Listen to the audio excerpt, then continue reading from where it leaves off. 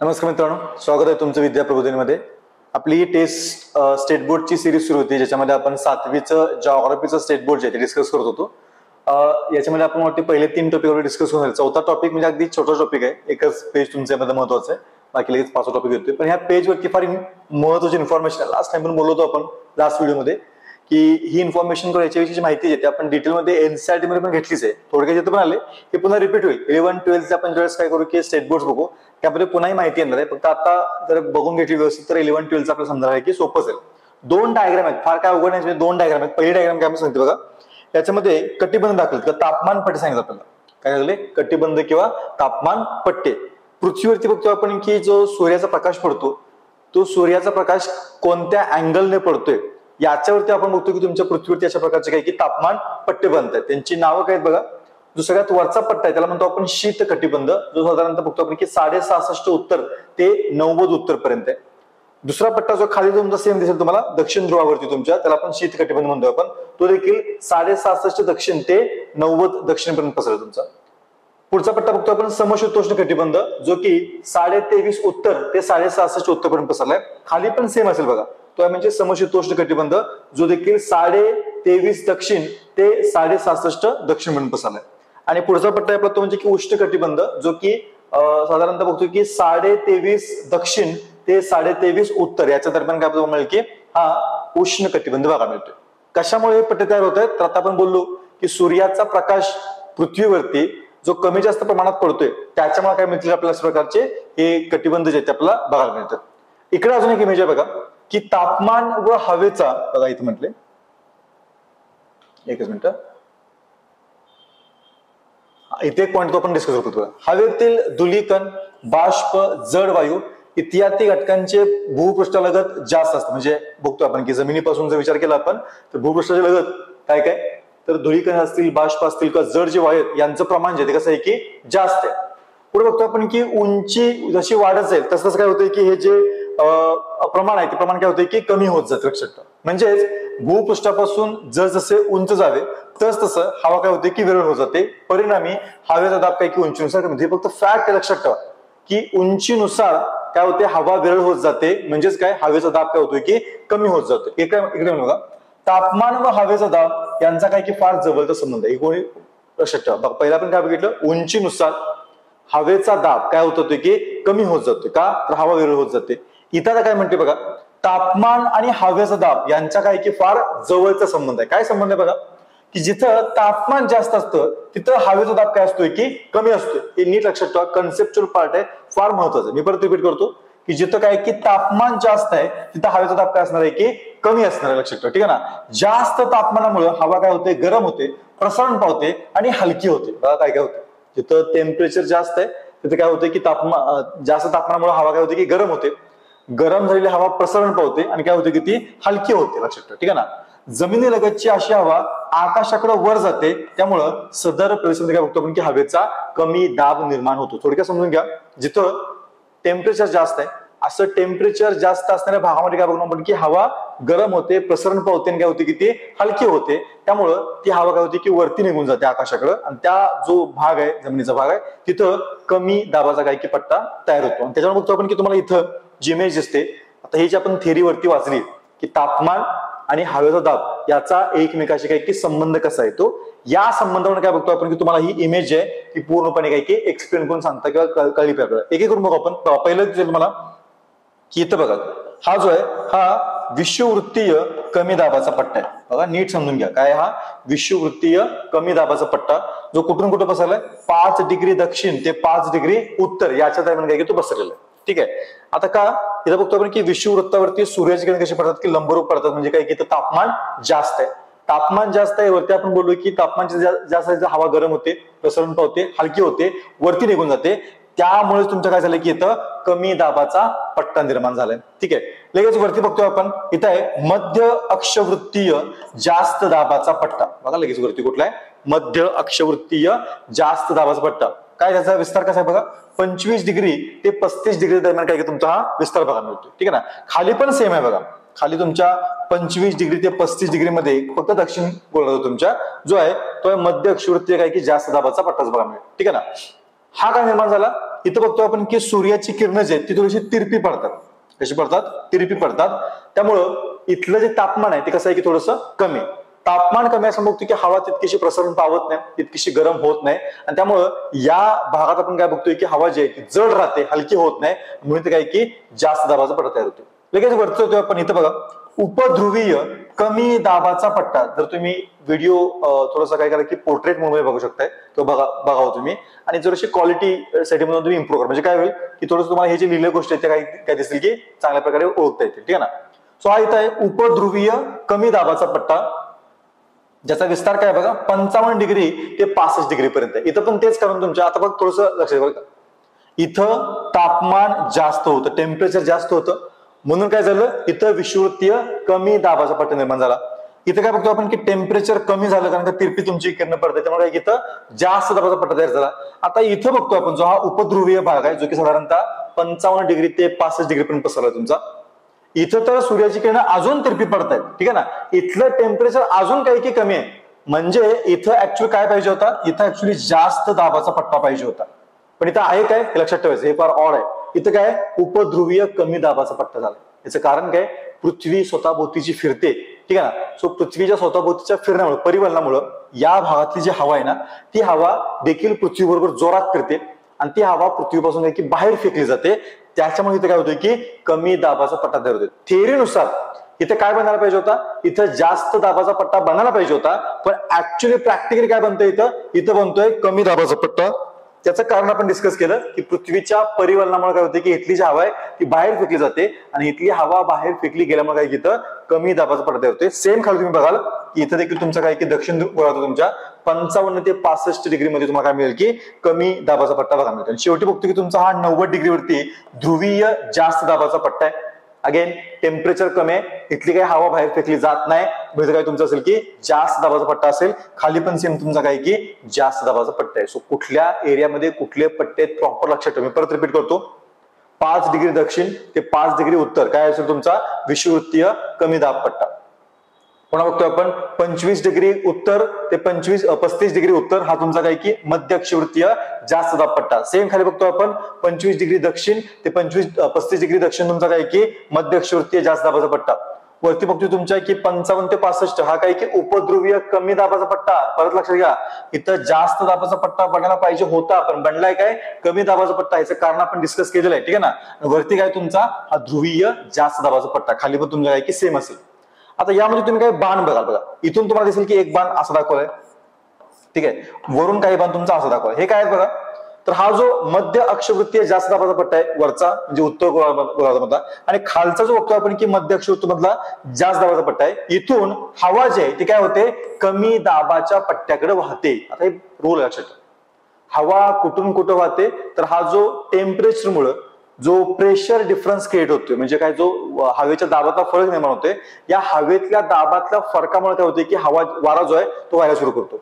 वारा वाहतो कुठून तर जास्त दाबाच्या पट्ट्याकडनं कमी दाबाच्या पट्ट्याकडे की हवा वाहते. आता इथे बघतोय आपण की हा जास्त दाब पट्टा आहे, इथून काय होईल तुमची हवा जी आहे ती विषुववृत्तीय कमी दाबाकडे होईल. इथं पण जास्त दाब पट्टा, इथून तुमची हवा काय होईल की विषुववृत्तीय कमी दाबाकडे होईल तुमच्या. आणि नाव आहे बघा, जो दक्षिण गोलार्धातून तुमच्या हवा येत काय म्हणतो आपण, त्याला म्हणतो आपण पूर्वीय वारे. लक्ष घे, तुमचे वर्ण येते त्याला काय म्हणतो आपण की पूर्वीय वारे. त्यांना पूर्वीय वारे का म्हणायचे, ते ज्या दिशेत येत आहे त्याला त्यांच्या दिशेत आपण नाव देते काय तुमचं पूर्वीय वारे. सेम वरती बघतोय आपण की याच जास्त दाबाच्या पट्ट्याकडनं वरती जो उपध्रुवीय कमी दाब पट्टा आहे तिकडे देखील वारे वाहतात.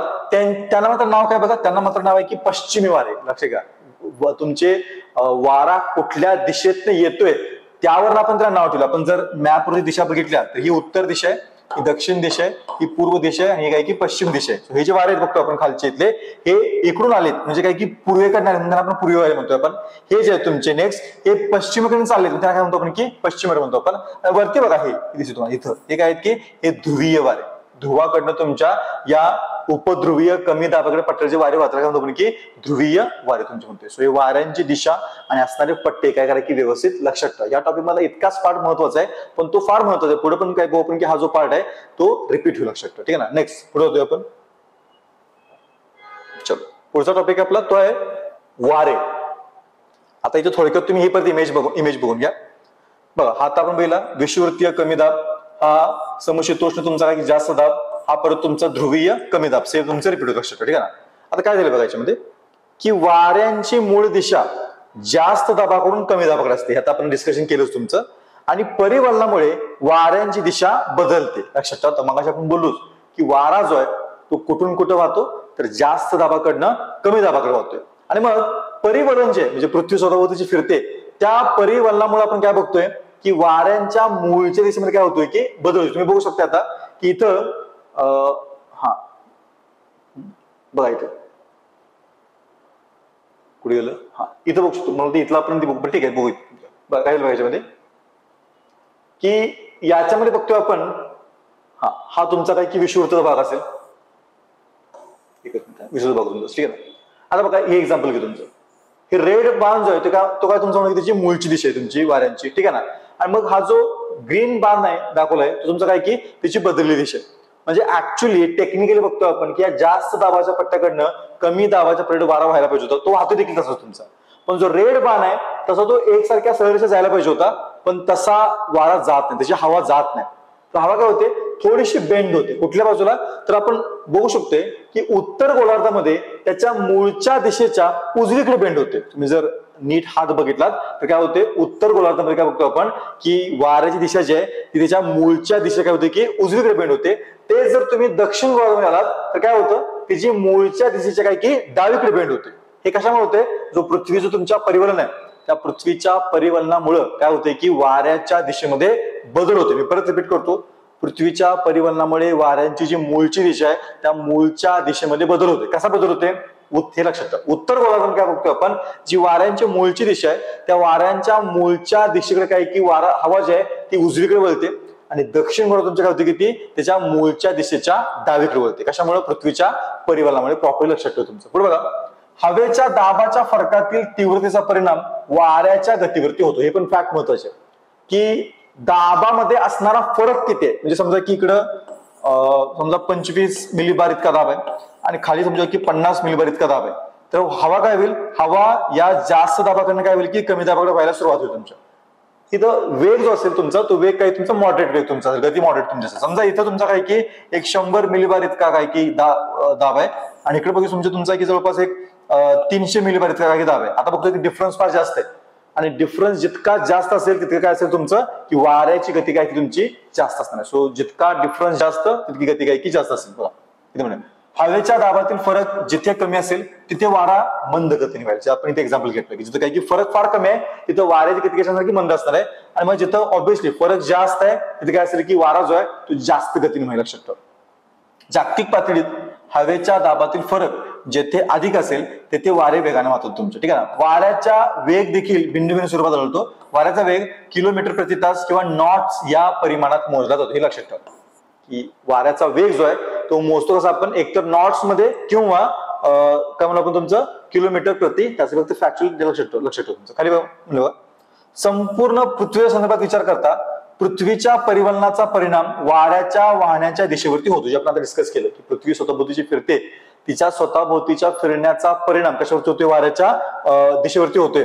उत्तर गोलार्धात वारे आपल्या मूळ दिशेपासून उजवीकडे, हे आपण बोललो होता, उत्तर गोलार्धामध्ये वारे काय करतील त्यांच्या मूळच्या दिशेच्या उजवीकडे, तर दक्षिण गोलार्धात ते मूळ दिशेच्या डावीकडे वळतात. ही फॅक्ट फार महत्वाची आहे, नीट लक्षात ठेवा की पृथ्वीच्या स्वतःच्या भोवती फिरण्या परिवलनाची गती आहे त्या परिवलनामुळे वाऱ्यांच्या दिशेमध्ये कसा बदल होतोय. परत रिपीट करतो, उत्तर गोलार्धात काय होते, जो तिची मूळची दिशा आहे त्या मूळच्या दिशेच्या उजवीकडे, आणि दक्षिण गोलार्धात काय असेल की मूळच्या दिशेच्या डावीकडे काय असेल की वाऱ्यांचं तुमची दिशा बदलणं लक्षात ठेवा.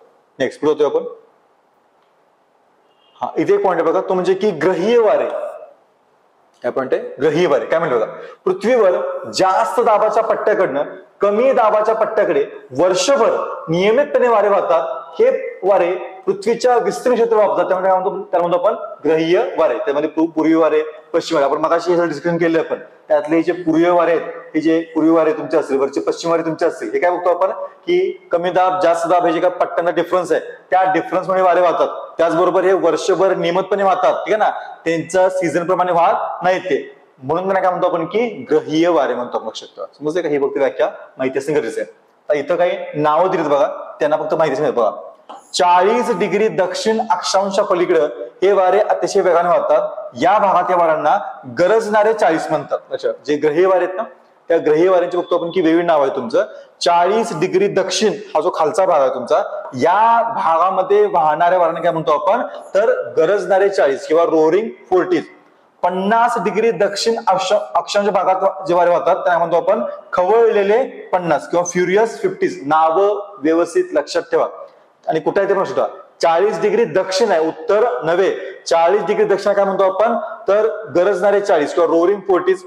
त्यानंतर 50 डिग्री दक्षिणला काय म्हणतो आपण, खवळलेले 50 किंवा फ्युरियस 50. आणि 60 डिग्री दक्षिण जे आहेत त्याला म्हणतो आपण किंचाळणारे 60 किंवा स्क्रीमिंग 60 तुमचे. हे फक्त नाव जे आहेत ना प्रॉपर काय लक्षात ठेवा. काय काय, तर गरजणारे 40, खवळलेले 50 आणि काय की किंचाळणारे 60 दक्षिण भागात, उत्तर गोलार्धामध्ये नाही. हे फक्त काय प्रॉपर लक्षात ठेवा.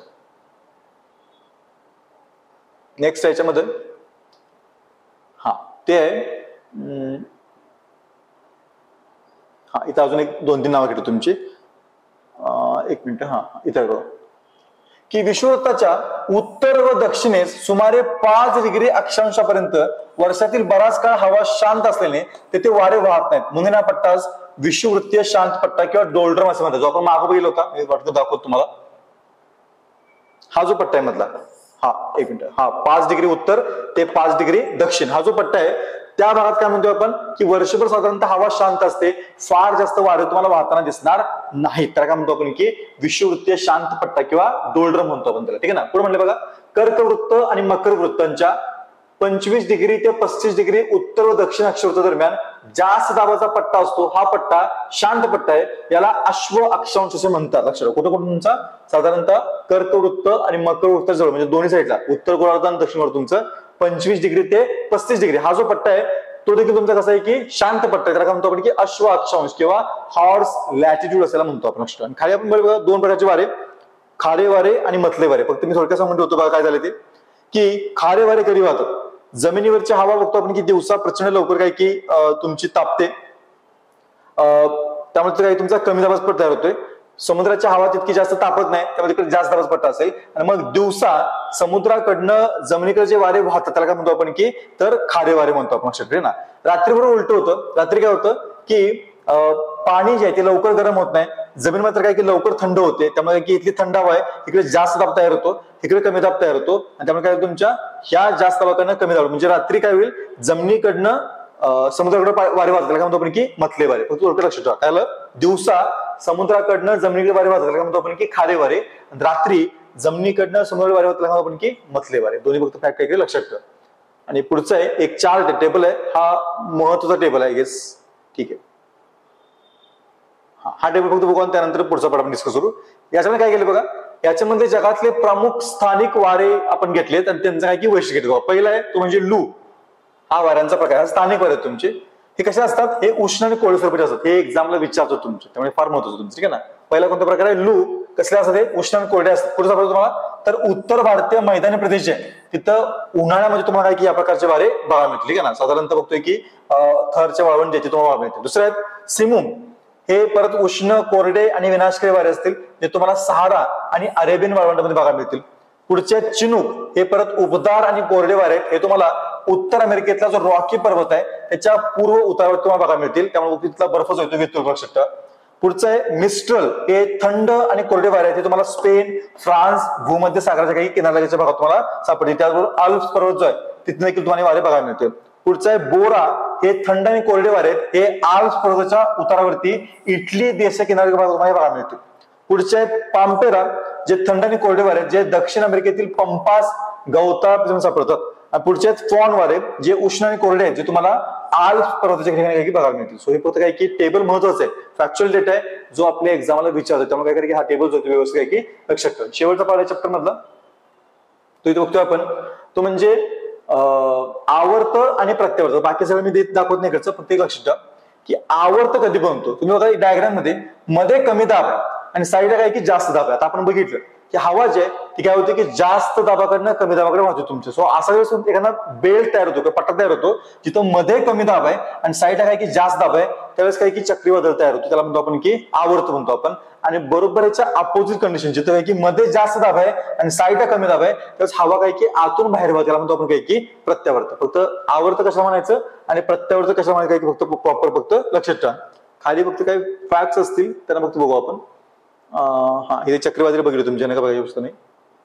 हा इथे एक पॉईंट महत्व बघा की मोसमी वारे हे एक नवीन प्रकार तुमचा हे मोठ्या प्रमाणात काय की खारे वारे आणि मतले वारे तुमच्यात. मोसमी वारे म्हणजे काय जो मान्सून ज्याला म्हणतो आपण आपल्याकडे पाऊस पडतो तो काय की मोसमी वारे म्हणतो आपण. तो काय की ते मोठ्या प्रमाणात काय की खारे वारे आणि काय की मतले वारे तुमचे. मोसमी वारे म्हणजे काय तर समुद्रावरनं जमिनीवर वाहणारे काय की ते वारे आहेत लक्षात ठेवा.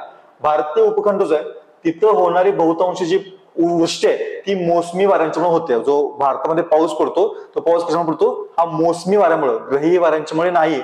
कारण का एका ठराविक मोसमात काही वारे तुम्हाला वाहताना दिसतील. हे वारे विषुववृत्त ओळ्यानंतर नैऋत्य दिशेकडनं भारतीय उपखंडात वाहतात. जून ते सप्टेंबर या काळात वाहतात यांना नैऋत्य मोसमी वारे म्हणतात. हे काही वारे आपल्याला माहिती आहे. भारतामध्ये जो पाऊस पडतो साधारणतः जून ते सप्टेंबर हा कशामुळे पडतो आणि नैऋत्य मोसमी वाऱ्यामुळे. नैऋत्य मोसमी वारे एक प्रकारचे काय की खारे वारे लक्षात ठेवा. ठीक आहे ना.